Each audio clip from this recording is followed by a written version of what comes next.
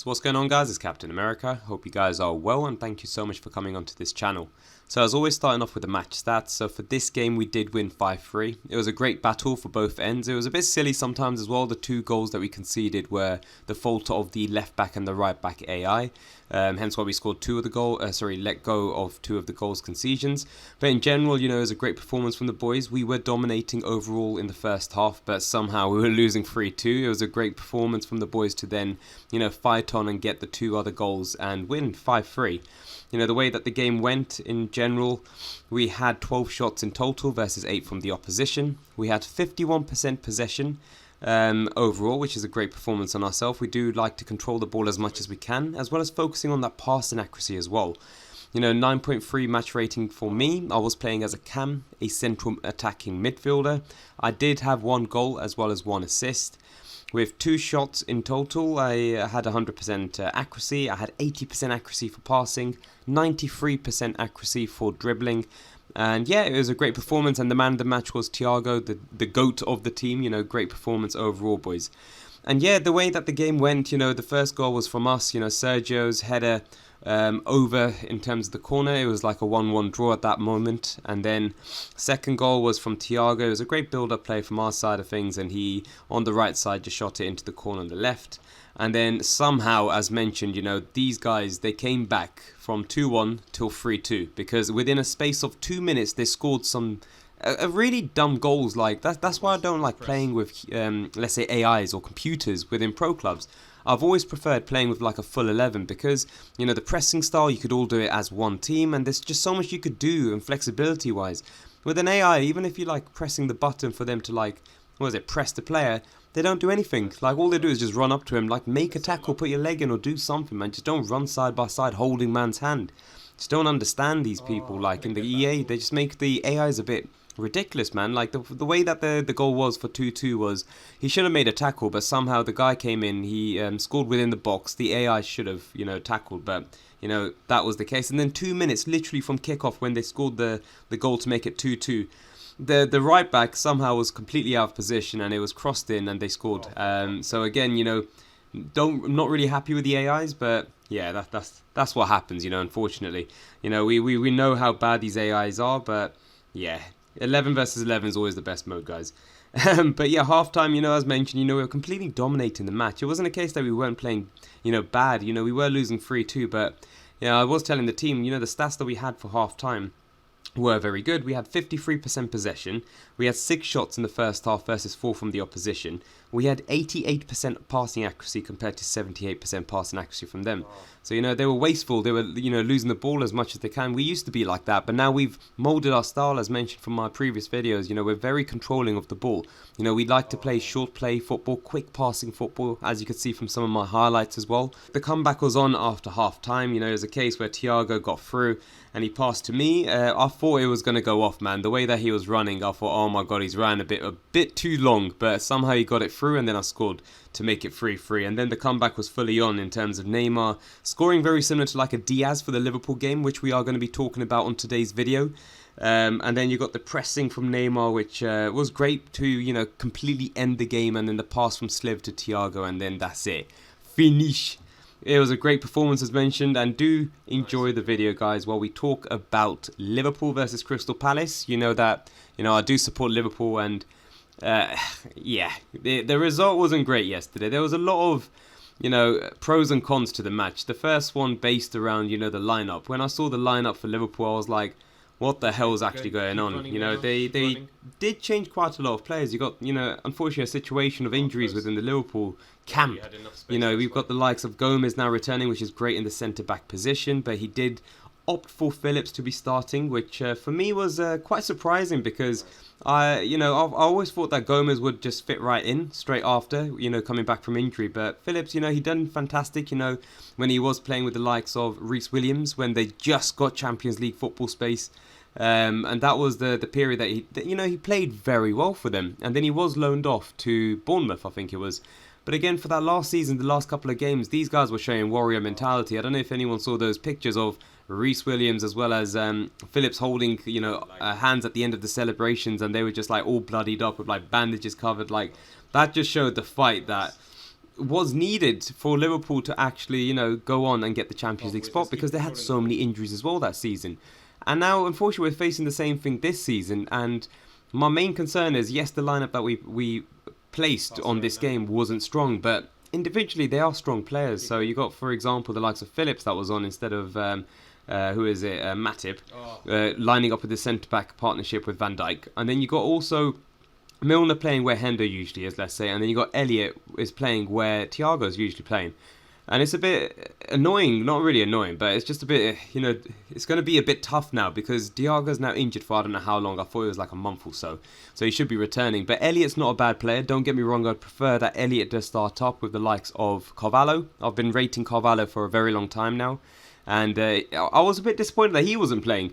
With Elliott, I thought it was going to be a case, for example, that Elliott as well as Carvalho would have, let's say, been subbed on, at a latter time. But, you got the likes of Keita now returning back from the injury as well. He's now on the bench. You've also got the likes of Hendo that was on the bench. And then also Gomez as well with Carvalho. So it was a bit strange that he opted for Milner. It's one of those ones. Yeah, yes, Milner is a good player, but it's a strange one, because it's not even match congestion or anything like that. I know Klopp sometimes talks about it, but it's just a case of, yes, I understand we need to rest some key players, but Henderson needs to lead that line. Milner's great at coming back coming onto the pitch, when he's playing as a substitute, and he brings that drive, that passion. He's got a very mad physicality to himself. Whenever they do this Liverpool, I don't know what it is in the pre-season, they do this like running around like the actual course of the pitch itself. He's always coming up at the top of this, like, I think it's a bleep test or something like that. For his age, for around 37 years old, a great physical player. And, he needs to drive that velocity when he comes on as a sub. I don't think he's always a great first team player as a starting lineup. I think he's better as a substitute. I do feel that he should have gone for a lineup in midfield with the likes of, Fabinho as a central defensive midfielder, but then Henderson with Elliott. And then Elliott going off for, let's say, Carvalho, for example, or even Hendo, moving off for like Carvalho. I think Carvalho is like a Coutinho, especially the pre-season games that we did see, plus his time at Fulham. He did contribute to a lot of goals as well as assists to get them promoted to the Premier League.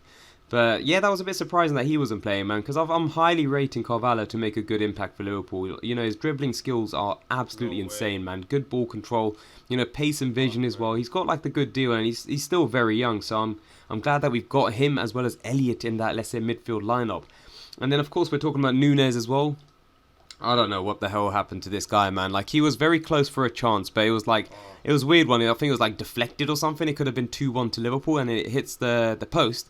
And then Van Dijk, man, unfortunately, he slips. Like, his left foot literally slips on the pitch and scuffs like the ball completely. So that could have been 2-1 there from either of those chances. But with Núñez, I don't know, man. He's had let's say, a so-so time at Liverpool. Of course, we did see those memes and the videos of him during the pre-season and his misses, his passes, his first touch and whatnot. And, always kept true, in terms of, like, hopefully a true light that he's going to be a good player. And especially with what we've seen in the likes of, like Benfica, as well as when he was playing against Liverpool as well. But, his current appearances at Liverpool have been, great. He did win less of the Community Shield. But again, that pass to Mo Salah wasn't a pass. I think he literally mistouched that with his left foot. It should have gone into the goal, but somehow it landed on Salah's leg. I honestly feel that was a wonky shot. And again, he's got those, like, I don't know, not clumsy, but it's just like, you don't know if he's going to be fluky or not. So, his contribution so far for Liverpool has been so-so. I think, there is good potential, but, Klopp has done well with the signings and how they've integrated within the team. And, he's done the same with, like, Fabinho, where he did take time for him to actually get started in terms of the first team lineup consistently. It took, like, a couple of games. So, with Núñez, we've got like the likes of Firmino as well. Jota hopefully will be back as well from injury. So, that depth in the front forward line will be really good to have. But Núñez at the moment hasn't been showing, his trade of jacks that he's been playing within the Portuguese league. But as we all know, the Portuguese league is completely different, and the ferocity as well as physicality is completely, different as well. But, Núñez, his anger issues, it did show there. It was I don't know what it was. I think the centre-back for Crystal Palace somehow just, I think, pulled him or pushed him or something like that. But Núñez, he needs to control his anger, man. Straight red. I think he deserved that. I think, Klopp's going to give him, a telling to or so. Nice, Thiago. Because, why would he risk, Liverpool going down 10 men at home, where Liverpool have not even conceded, lost in a very long time. I think since Van Dijk has been there, he has not lost at Anfield in the league. And that is an absolute insane stat. So, it's one of those ones where he puts the team at risk. Plus, I don't want to be close to Manchester United in the relegation zone, man. I'm happy where I am. I'm happy in the 12th position at the moment. But again, really poor performance for Liverpool in the 2-2 draw against Fulham and in the 1-1 draw now with Crystal Palace. A tough opposition next now, Manchester United. Honestly, it's always one of those ones where you just don't know how it's going to go, regardless on how these teams play. If they're having a really bad season, somehow they always light up these derbies, man. And it's always going to be one of those derbies which is going to be like the most competitive, the most physical, and one of the most world-class derbies in the world. It's such a long history that they've had over many years now due to the trophies and the competitions being won. And of course, Sir Alex Ferguson leading the Manchester United team so well. But, over the turn now, we've seen such a drastic, change within Manchester United with the so much, let's say, turnover within the managers, a quick turnover, by the way. There's no true philosophy as such. They keep being rumoured for old people. Why do they have to go for people that are 31 plus years old?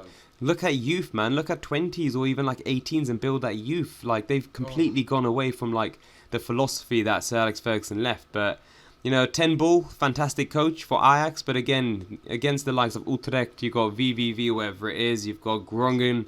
All of these teams, they're not the same as, the physicality within the Premier League. And it's always been said with the likes of Werner. He couldn't cope with the Premier League because he's getting dealt with by the Burnley defenders.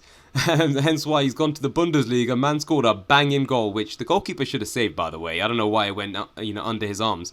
But he did have the confidence to shoot from that angle and that far, just to say to Chelsea, look, I could score from here. I could also score from I don't know where the goalkeeper is near the line, but at Chelsea, the strikers, the number 9s, have never done very well since the likes of Drogba as well as Diego Costa. Every other Chelsea striker has been very poor, and I've mentioned that in my previous videos as well. But let's see, man. I think Liverpool need to, sharpen up. I don't know if they're going to be looking into the transfer window, being look, let's sign a cover just in case, because Thiago has been injured quite recently and quite regularly. Same with Keita, man. I just don't trust these two, so we do need some sort of midfield support. But of course, you got the likes of Carvalho, fantastic play. He should be playing much more, man. So much more. I do want him to play let's say, for example, against the likes of United. Because I could just see him absolutely dribbling the likes of Fred, McTominay, man. The pressing that Brentford put against the likes of United, I'm glad that they've done that, because now we know Martinez is completely vulnerable. And that's a tactic that Brighton also used against Manchester United. They went after that 5 for 8, which, by the way, had the same rating, 5.8, against the team that they played last, Brentford. That just shows that he's not ideal for that position. He's better if he's in the Premier League to be a central midfielder or a left back. His height, he's literally going to get demolished. Think about him looking, taking, it's a corner for, I don't know, a team, and he's actually going to be marking another centre-back. That centre-back's going to, just sit on him, man. The height difference for the centre-backs in the Premier League is absolutely ridiculous, man. And even the strikers, for example. So I just don't see him doing well. Of course, I was looking at Wikipedia as well. I was laughing my arse off, man. I'll tell you why. Check it out. Go on the Wikipedia and type in Martinez, the Manchester United defender, okay? It says he's a very aggressive beast and a player. I don't understand how he let Ben Mee score that corner. I don't know what his positioning was, but in general, very poor. I don't see him being a great centre-back. But again, a midfielder, box-to-box, ball-winning midfielder, would be absolutely insane as a role for him, and that's something I do think that he will be best suited as. Nice. But yeah, guys, let me know your thoughts on that, and what you think the prediction is going to be for Liverpool versus Manchester United, your general thoughts on the Liverpool versus Crystal Palace match as well, and yeah, just in general, your thoughts on how the transfer window is going to will be good as well. But yeah, guys, thank you, and I'll catch you soon. Bye bye.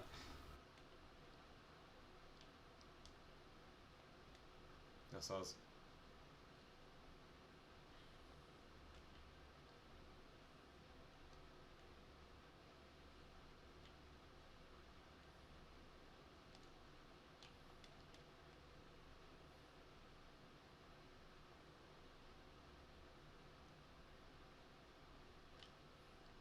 Go for the shot, Thiago.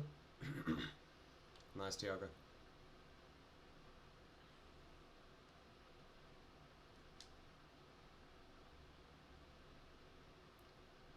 close.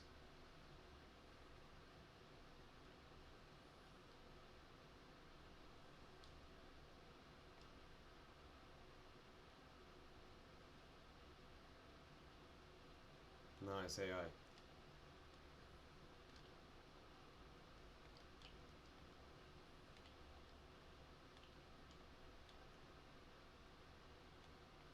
Oh, I'm lagging so much, man.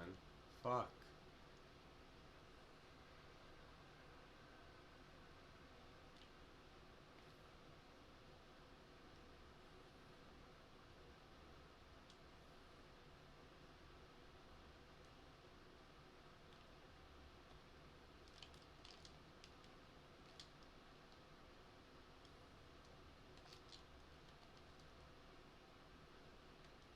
There we go. Nice.